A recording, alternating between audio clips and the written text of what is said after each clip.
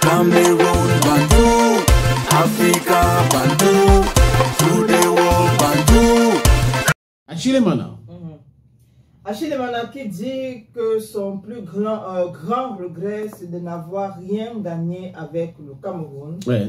Voilà, il dit des regrets en sélection 8 sur le fait que notre génération n'ait pas pu donner au Cameroun la grande joie, ce qu'il attendait de nous, surtout en 2010 en Afrique du Sud. En 2008, on était arrivé en finale au Ghana. Mais en 2010, en Afrique du Sud, il fait partie des personnes qui ont créé le désordre dans la tanière, non? Non, ok. Mais c'est un fait. Même au stade, il n'arrivait pas à donner les ballons à Eto'o qui était meilleur que lui. C'était des querelles inutiles. Il fait partie de ce problème, Achille Mana. Donc, s'il n'a rien gagné avec les Lions notables, parce qu'il est arrivé avec l'exemple sur les autres, au lieu de se concentrer pour leur carrière, pour gagner quelque chose, ils sont entrés dans les batailles stupides. D'accord. Donc en 2008, on était arrivé en finale au Ghana, mais on n'avait pas pu gagner la finale pour diverses raisons. Non, Rigobert Song a fait une erreur, c'est un fait, contre Zidane. Tu te rappelles de cette image encore? Il a pris un ballon, il voulait dribbler, après il voulait faire quoi? Zidane l'a traversé et Zidane a marqué. C'était bon, l'Égypte nous a battus en finale.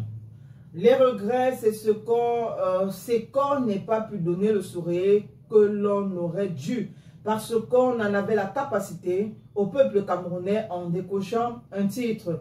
Je sais ce qu'il s'est passé, le groupe sait ce qui s'est passé, mais je ne vais pas m'attarder sur ça. Tout ce que je peux dire, c'est qu'il faut essayer d'avancer et voilà.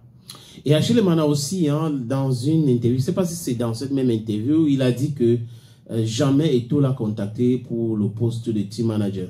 Que les gens racontent du n'importe quoi. Il dit qu'Eto'o n'a pas son numéro de téléphone. Lui-même, il n'a pas le numéro de téléphone d'Eto'o. Et que des gens passent souvent certaines informations pour distraire, pour détourner l'attention des Camerounais sur certains faits.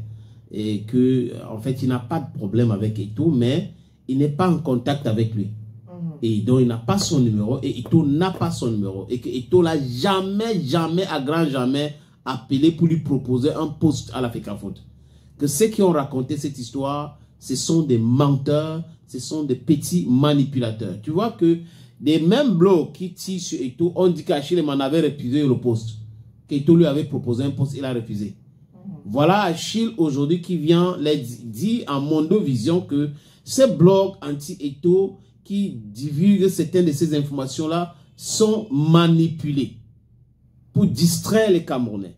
Quand un ministre a volé, quand un ministre a détourné l'argent, quand un fonctionnaire a fait quelque chose de grave, quand les gars sont en train de tourner autour du pouvoir, ne veut pas lâcher le pouvoir, il faut distiller une information. Voilà Eto'o qui a fait ceci. Voilà, il y a une autre information. Ngongo a cherché à arrêter Eto'o. Si Eto'o avait nommé un sélectionneur, il serait arrêté par Ngongo. Il dit, mais attendez, vous prenez Ngongo même pour qui? C'est le Dieu. Donc, il peut se lever un matin comme ça, il demande qu'on arrête Eto'o. C'est pas possible. C'est pas possible. Donc, il y a des choses qui ne sont pas possibles. On ne peut pas arrêter les gens parce que tu es secrétaire général à la présidence de la République, tu envoies qu'on arrête quelqu'un. Parce que la personne est en train de faire son travail. Parce que la personne n'est pas d'accord avec toi. C'est juste des menteurs, des petits manipulateurs. Et ces gens-là, je les appelle les braqueurs à la plume armée. Ils sont en réalité les braqueurs et les blagueurs, mais ils se passent pour les blogueurs. Et c'est ce problème que le Cameroun a aujourd'hui. Ngando vient de parler d'un sujet très intéressant où on est en train de vouloir écarter un candidat à tout prix et à tous les prix. Et les gens observent, business as usual. Et là, les propriétaires du Cameroun, ils ont le titre foncier du Cameroun, ça les appartient. Ils peuvent dicter sur qui est ici, qui doit être président de ci, qui doit être secrétaire général de ceci, ce qu'on doit manger, comment est-ce qu'on doit s'habiller, avec quelle femme on doit sortir, combien d'enfants on doit avoir. C'est comme ça. Mais bon, malheureusement, on a des jeunes qui ne veulent pas faire leur travail, qui sont là en train de commander les 10 000, les 5 000, les 20 000 ou les 50 000 par mois pour distraire les Camerounais.